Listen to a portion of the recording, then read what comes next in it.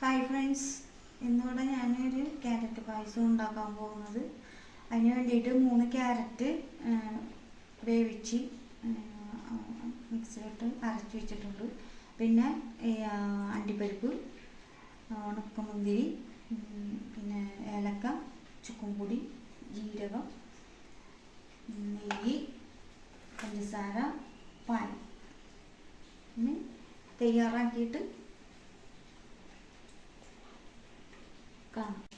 പാത്രം ചൂടായപ്പോൾ നെയ്യ് ഒഴിച്ച് അണ്ടിപ്പരിപ്പ് വറുത്ത് കിസ്മിസും വറുത്ത് ഇനി ഇതാ ക്യാരറ്റ് ജ്യൂസ്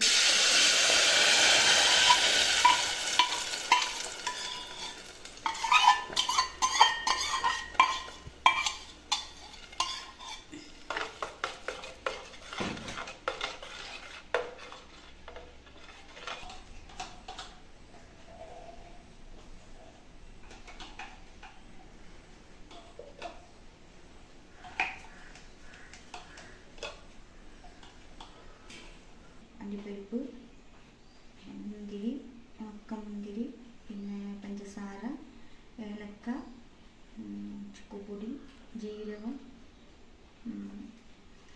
ഉപ്പ്,